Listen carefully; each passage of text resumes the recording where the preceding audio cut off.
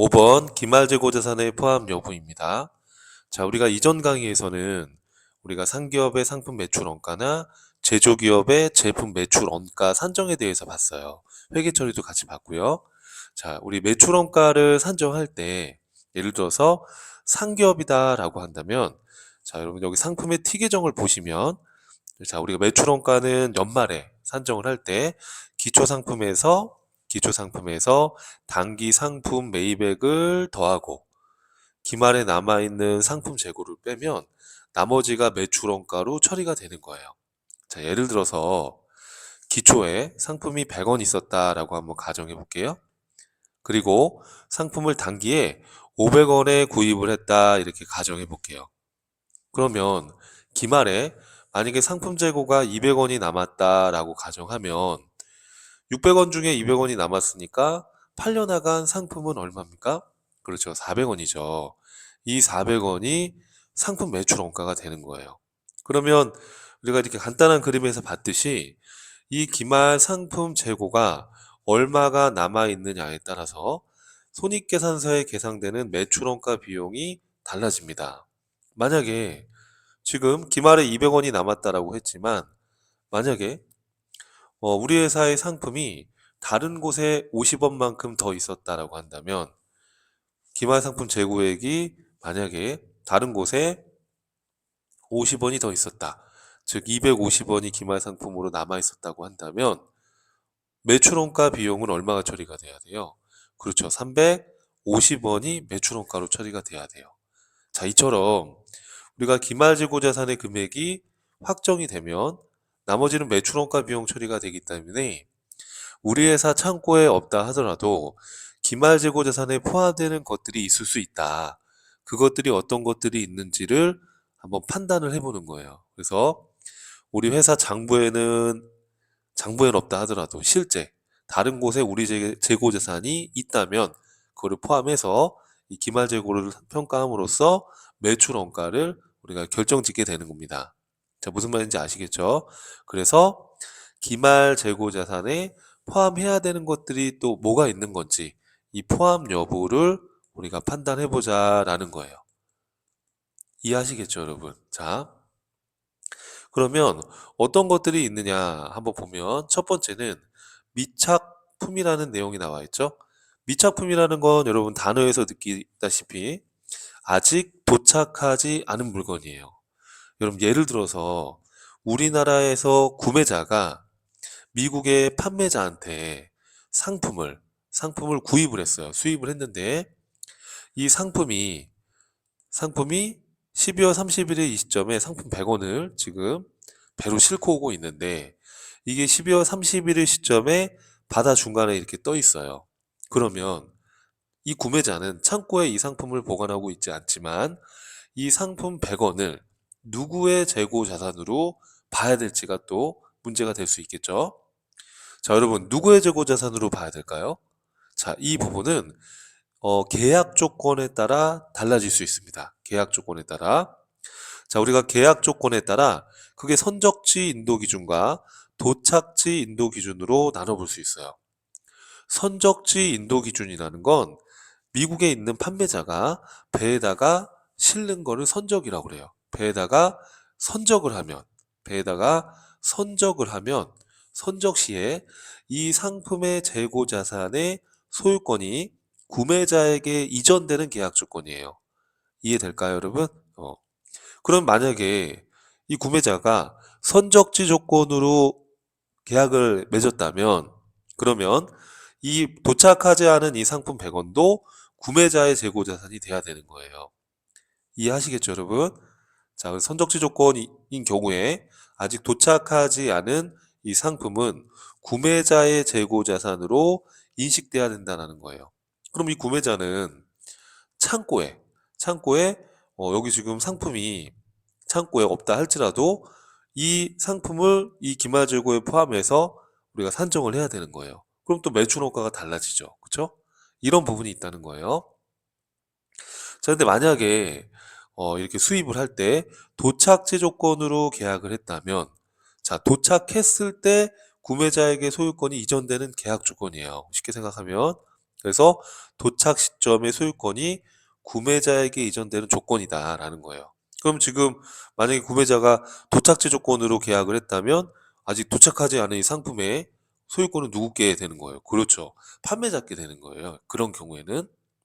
그러면 도착지 조건인 경우에는 도착하지 않은 이 상품은 구매자의 재고에 포함하면 안 되는 거예요.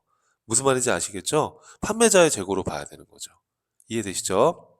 자, 그래서 지금 우리가 하려는 얘기는 우리가 매출 원가를 산정하려면 기말 재고 자산이 확정돼야 되는데, 자, 우리 회사 창고에 없다 할지라도 이 기말 재고 자산을 포함해야 되는 포함해야 되는 경우가 있다. 그래서 이걸 포함해야 될지 말지에 대한 여러 가지 경우의 수를 보자라는 거예요. 이해하시겠죠? 자, 그 다음에 두 번째는 위탁 판매라는 내용이에요. 여러분, 위탁 판매라는 거는 우리가 물건을 판매를 직접 하기가 어려우니까 판매를 잘할 수 있는 대행회사한테 판매를 위탁하는 겁니다. 이해되시죠? 대표적으로 출판사와 서점 간의 예를 들면 쉽게 이해할 수 있어요. 예를 들어서 출판사가 책을 만들어서 직접 팔면 좋겠지만 이게 또 판매망이 또 넓지 않으면 팔기가 쉽지 않잖아요. 그죠? 그러니까 이런 교보문고나 이런 서점에다가 판매를 위탁하는 거예요. 이때 판매를 위탁한 이 출판사를 위탁자라고 해요. 위탁자. 그리고 판매를 대신해주는 이 교보문고를 수탁자라고 하는 거예요. 이해되시죠? 자, 그러면 이 출판사가 책을 만들어서 수탁자인 교보문고한테 물건을 실어서 보낼 거 아닙니까? 그 물건을 실어서 보낸 물건을 적성품 또는 위탁품이라고 그래요. 그래서 예를 들어서 100권의 책을 교보한테 보냈어요. 출판사에서. 그럼 이 교보문고에서는 소비자한테 70권의 책을 팔았어요. 이렇게. 그럼 여러분 이 책 판매한 거에 대한 매출 수익은 누구 매출인 겁니까? 그렇죠. 이거는 출판사 위탁자의 매출이에요. 그러면 이 수탁자인 교보문고는 이 중간에서 수수료만 가져가는 거예요. 수수료만. 수수료 수익만 가져가는 거예요. 무슨 말인지 아시겠죠? 그죠? 그러면 이 출판사는 수수료를 교보에 지급한 거에 대해서는 이 비용 처리를 하면 되는 거죠. 이해되시죠, 여러분? 자, 그러면 만약에 이때 100권의 적성품을 교보한테 보냈는데 교보가 70권을 팔았으면 교보문고에서는 몇 권을 지금 갖고 있어요? 그렇죠. 30권을 지금 갖고 있을 거 아닙니까? 그럼 이 30권의 소유권은 누구께 되는 겁니까? 교보문고 거예요? 출판사 거예요? 그렇죠. 출판사의 재고로 봐라 이 얘기예요. 즉 수탁자가 점유하고 있는 이 재고는 위탁자의 재고니까 위탁자의 재고에 포함을 해라 그런 얘기예요. 이해하시겠죠, 여러분? 수탁자가 갖고 있는 적성품 또는 위탁품이라고도 하는데요. 이 적성품은 위탁자의 기말 재고로 인식해라 이 얘기예요. 이해하시겠죠, 여러분?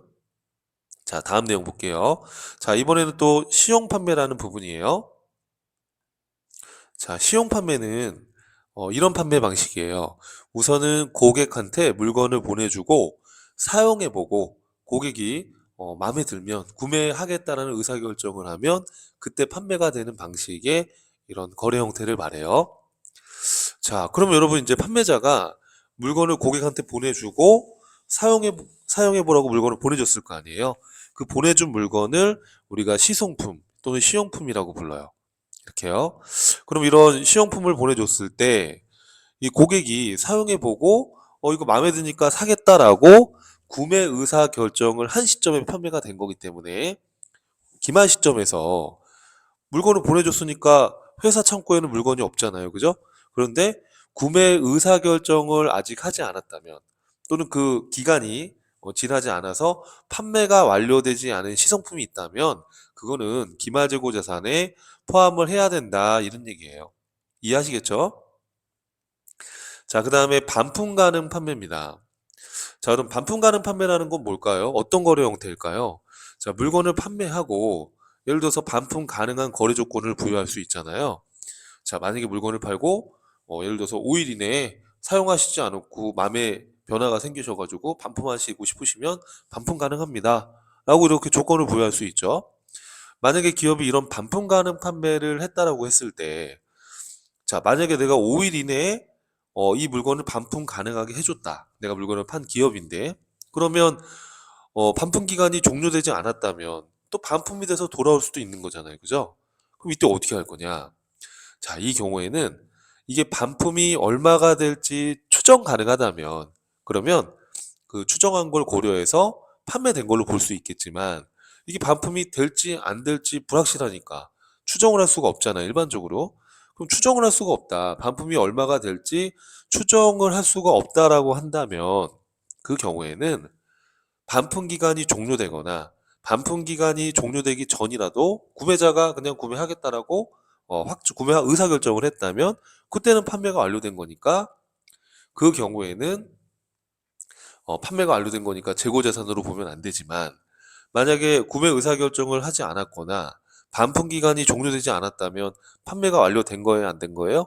안 된 거지. 그쵸? 예, 그런 경우에는 고객이 물건을 점유하고 있다 하더라도 우리 회사 창고에 없다 하더라도 기말재고자산에 포함을 해야 된다. 그런 얘기예요. 이해하시겠죠, 여러분? 자, 그래서 우리가 반품이 얼마가 될지 추정할 수 없다면 반품 기간이 종료되거나 구매자가 구매 의사결정을 한 시점에 반품 기간 전이라도 하더라도 이거 구매하겠다라고 할 수도 있잖아요. 그죠?